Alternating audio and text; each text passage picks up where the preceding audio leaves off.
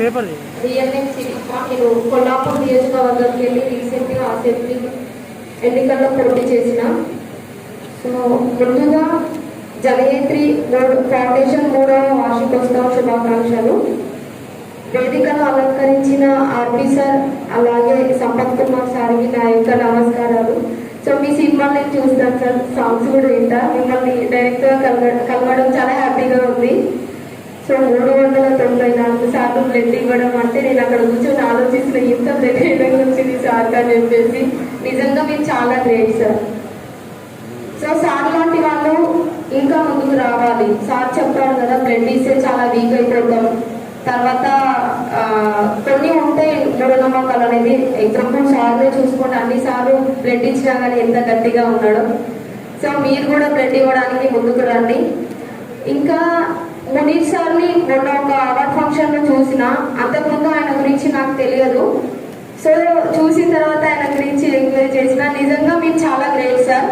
ఈ ఫంక్షన్కి వచ్చిన పొగడాలి కాబట్టి పొగుడుతున్నా అని కాదు, నా మనస్ఫూర్తిగా సార్కి చెప్తున్నా, నిజంగా మీరు చాలా గ్రేట్ సార్. ఎందుకు అంటే ఈ రోజుల్లో ఎట్లుందంటే స్వార్థంతో కూడిన జనాలు ఉన్నారు ఇక్కడ. మన పక్కన వాళ్ళు ఏమైనా అయిపోయి మనం మాత్రం మంచిగా ఉండాలి అట్లా ఆలోచిస్తున్న రోజుల్లో, ఎగ్జాంపుల్ మన పేరెంట్సే మనల్ని పోషించే స్తోమత ఉన్నంత వరకు వాళ్ళని మంచిగా చూసుకుంటాం. వాళ్ళు ఏజ్ అయిపోయిన తర్వాత ఎక్కడో ఒక దగ్గర అనాథ శరణాలయం కానీ అక్కడిక్కడ వదిలేసి వస్తుంటాం. సో చాలా మంది మన ఇంట్లో అన్నం మిగిలితే ఫ్రిడ్జ్ లో పెట్టుకొని 3 రోజులైనా తింటాం, కానీ అది కనీసం బయట ఉన్న కుక్కలను కూడా వేయడానికి ఆలోచిస్తాం. సో అలాంటిది ఆయన ఎక్కడెక్కడో ఉన్న చాలా మందిని ఆదరించడం అంటే మామూలు విషయం కాదు. పిల్లలకి బుక్స్, బ్లడ్ డొనేట్ చేయడం కానీ, సో ముసలి వాళ్ళకి ఫుడ్ డొనేట్ చేయడం కానీ, చాలా ఫంక్షన్స్ అలా ఫుడ్ మిగులుతుంది, దాన్ని పడేయడానికి ధరిస్తారు కానీ ఒకరికి ఇవ్వడానికి ధరించరు. సో ఎక్కడ ఫంక్షన్ జరిగినా కానీ ఫుడ్ మిగిలితే చాలా అక్కడ ఉన్నటువంటి చాలా మంది రోడ్ సైడ్ ఉంటారు. సో వీలైతే వాళ్ళకి ఫుడ్ డొనేట్ చేయండి. ఏదో ఫంక్షన్కి వచ్చినా అట్లా తీసుకొని పోతే ఇంత మంచిగా రెడీ అయినమ్మా గెటప్ చేంజ్ అవుతుందేమో, మమ్మల్ని చీప్ చూస్తారేమో కాదు. మనల్ని ఏ విధంగా చూడాలనేది మనం చేసే పనిని బట్టి ఉంటుంది అనమాట. సో మునీర్ సార్ ఇక్కడికి నన్ను పిలిచినందుకు థ్యాంక్ యూ.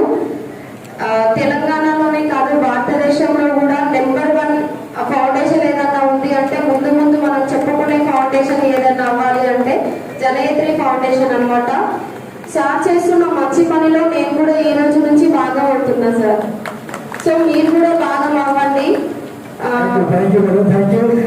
ఆర్పి సార్ చెప్పినట్టుగా ఆస్తులు మన ఎమ్మటేవి రావు, 6 అడుగుల భూమి తప్ప. సో 6 అడుగుల భూమి చాలు కదా మనకి, చాలు కాబట్టి అట్లానే భూములు దానం చేయండి అని నేను చెప్తలేను. మళ్ళీ అక్క దానం చేయమని అన్ని దానం చేసేసిన నగరు పడారు కదా. సో ఉన్న దాంట్లో మనం చూస్తూ ఉంటాం చాలా బయట విషయాలు. సో వాళ్ళకి ఇవ్వాలి అనేది ఇక్కడ కాన్సెప్ట్. ఎంత సంపాదించినా మనం ఏం తీసుకోలేము, ఎంత సంపాదించినా 3 పూటల కంటే ఎక్కువ తినలేము. ఎక్కువ తింటే మనకే విరక్తి వస్తుంది ఒక ఫుడ్ డైలీ తింటే. సో చాలా మంది ఇక్కడికి వచ్చిన వాళ్ళు ఆస్తిపరులు ఉంటారు, డబ్బున్న వాళ్ళు ఉంటారు. సో వాళ్ళందరూ మునీర్ సార్కి హెల్ప్ చేయండి. నేను కూడా ఈరోజు ఈ జనయత్రి ఫౌండేషన్ లో భాగంగా ఉంటే మీరందరూ భాగం అవ్వండి. మనందరం కలిసి జనయత్రి ఫౌండేషన్ ని భారతదేశంలోనే నంబర్ 1 ఫౌండేషన్ గా మార్చేద్దాం. Thank you.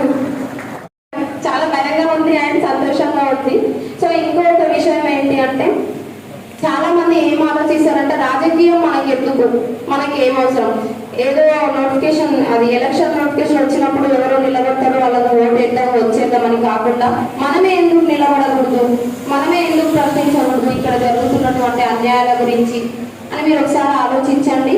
Next MP elections వస్తున్నాయి, నేను కూడా నిలబడుతున్నా. మేడ్చల్ మల్కాజ్గిరికి వెళ్ళి నాతో పాటు ఇంకెంతమంది నిలబడతారో చూద్దాం. ఓకేనా? నిలబడతారా అందరూ? ఎక్కడ ఏ నియోజకవర్గం